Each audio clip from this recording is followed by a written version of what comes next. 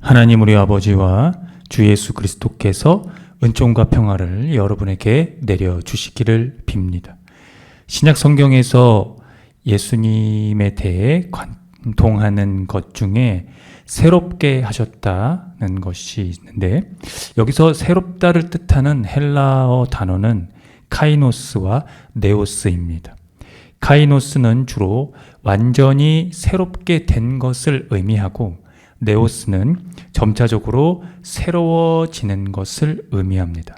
같은 의미로 문맥에 따라 두 개의 단어가 사용되었는데, 새로운 피조물, 새로운 계약, 새로운 삶, 새로운 시작 등이 이에 해당합니다.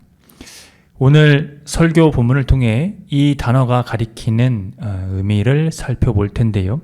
새로운 계명, 새롭게 하심, 그리고 새로운 사명, 삶에 대해서입니다. 천천히 본문을 따라가 보면서 그 카이노스와 네오스가 우리에게 어떠한 의미인지를 상고해 봅시다.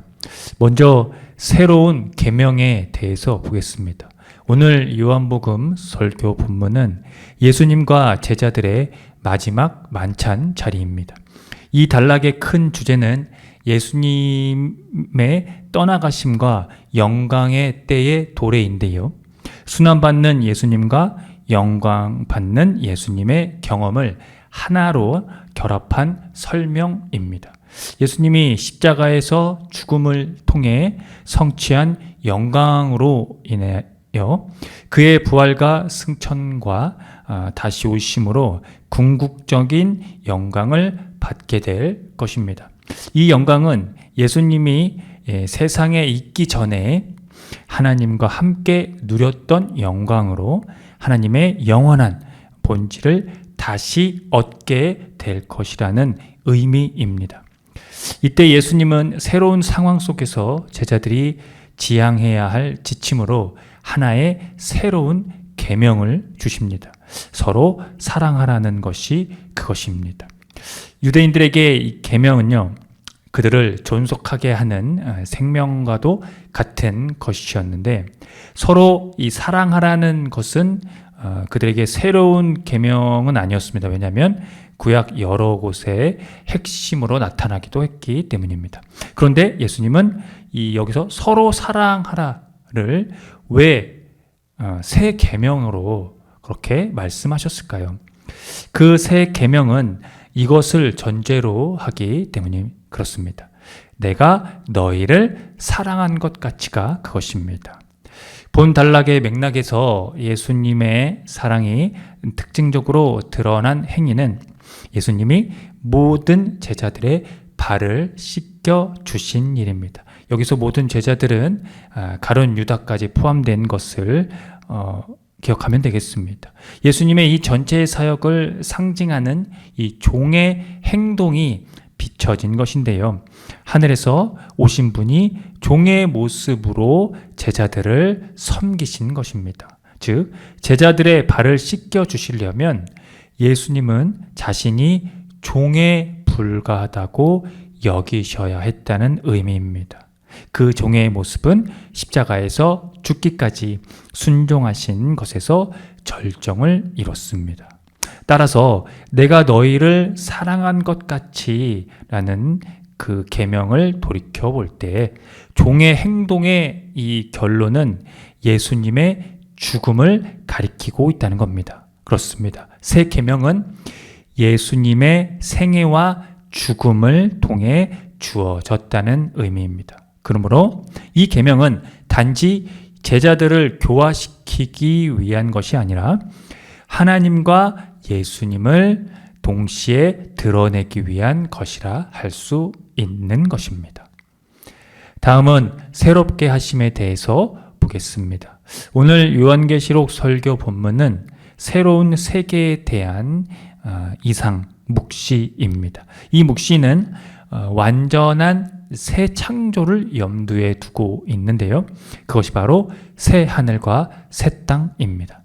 저자는 이 새 하늘과 새 땅을 새 예루살렘으로 그것이 하늘에서 내려온다라는 의미로 지칭을 하면서 그 새 예루살렘을 하나님의 신부로 의인화하고 있습니다. 즉 구원은 죄인들과 멸시받는 자들 그리고 지상의 공동체가 하나님의 신부로 높임을 받는 것이기 때문입니다.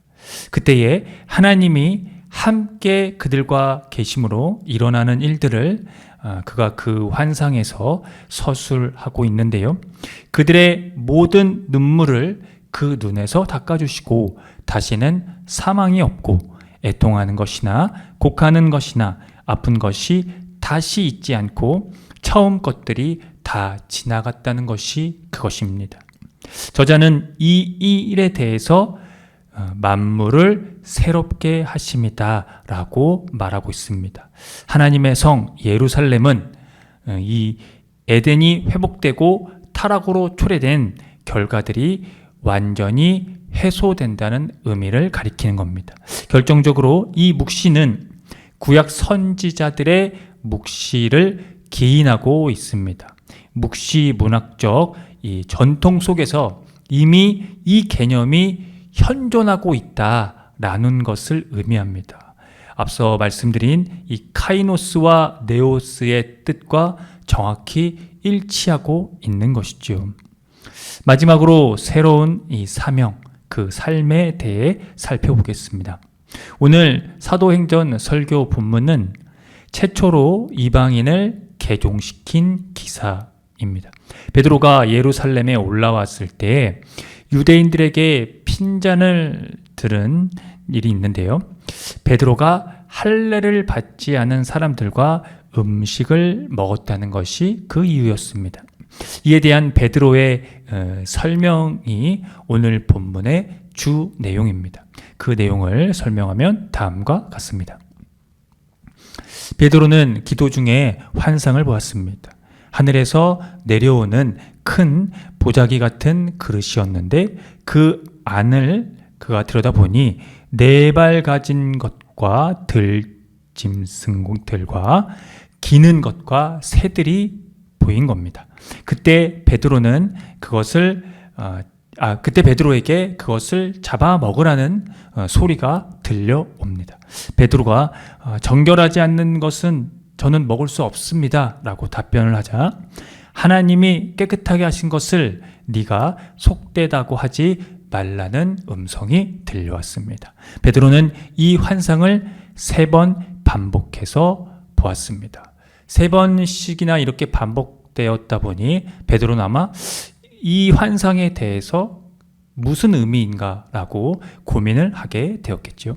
이런 일이 있은 후에 가이사랴에서 사람들이 베드로를 찾아왔습니다. 이달리아의 백부장이 베드로를 보고자 했기 때문이었습니다. 베드로는 의심을 했지만 성령께서 그들과 함께 가보라는 그 말씀에 순종함으로 그들과 함께 이 가이사랴로 향했습니다. 그곳에 도착하니 백부장은 베드로를 왜 불렀는지 그 이유에 대해 설명했습니다. 천사가 자기에게 베드로를 불러오라고 했고 그가 오면 온 집안이 구원을 받을 말씀을 일러줄 것이다 라고 했다는 겁니다. 그의 이 이유를 듣고 베드로가 어떤 생각을 했겠습니까? 내가 여기 온 이유를 어느 정도는 내가 이해하겠다. 이게 바로 하나님의 영이 나를 이곳까지 불렀구나 라고 생각을 했겠죠. 그 후 베드로는 그들에게 그 백부장이 본 환상의 내용처럼 말씀을 전하게 되었습니다. 그가 말씀을 전하자 베드로 자신에게 하나님의 영이 임했던 것처럼 그들에게도 하나님의 영이 임하는 것을 경험을 하게 됩니다. 이 이야기가 바로 이방인 백부장이었던 고넬료 이야기입니다. 이 이야기가 주목하고 있는 것은요, 이방인들에까지도 복음의 대열에 동참하게 되었다라고 하는 것을 시사하고 있는 겁니다. 그러므로 이 사건을 통해 베드로가 피력하고 깨달은 것은 이방인 선교가 바로 하나님께로부터 왔다는 사실이었습니다. 그래서 누구도 이 이방인들에게 세례를 베풀고 이들에게 복음이 증거되는 일을 거역할 수 없다고 했습니다. 하나님이 생명에 이르는 회개를 이방인들에게도 허락하셨기 때문입니다.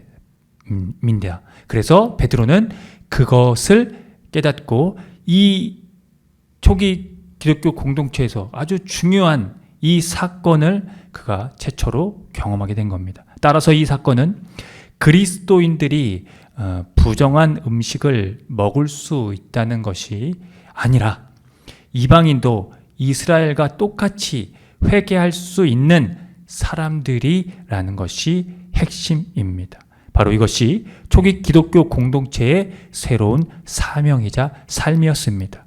이방인들을 복음에서 제외시키고 차별했던 것에서 새로운 전환이 바로 그것이었다는 겁니다. 그러므로 이방인 선교에 대한 이 생각은 바울이나 베드로에게서 온 것이 아니라 하나님으로부터 왔다는 것이 이 사건의 핵심이라고 한 겁니다.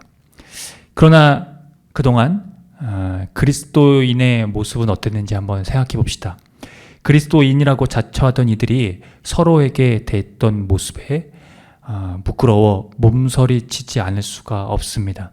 우리는 복음으로 이 서로의 머리를 가격했고 서로를 화형에 처했으며 또한 서로를 너무 좁게 규정해서 복음을 자신의 다양한 문화의 무기로 전락시켜 버렸습니다. 애석하게도 이게 기독교의 역사이기도 하면서 현 주소이기도 하지요. 하지만 하나님은 인간의 이 차별과 편파 가운데서 길을 찾아내시고 은총을 주시는 분이십니다. 이방인 선교가 그 은총으로 역사를 바꾼 큰 예시입니다. 궁극적으로 그 은총의 중심에 예수님의 십자가와 부활이 있습니다. 그러므로 우리는 그 새로운 사명을 위해, 그 삶을 위해 예수께서 말씀하신 그 새 계명에 순명해야 합니다. 예수님이 사랑하신 것 같이 서로 사랑하라는 그 새 계명에서만이 새 하늘과 새 땅, 새 예루살렘, 새 일을 행하심을 우리는 만날 수 있으며 이방 사람들에게도 회개하여 생명에 이르는 그 영원한 생명의 길을 만날 수 있습니다. 그것이 바로 모든 사람이 우리가 예수님의 제자인 줄 알게 되는 새 역사입니다. 아멘. 함께 기도합니다.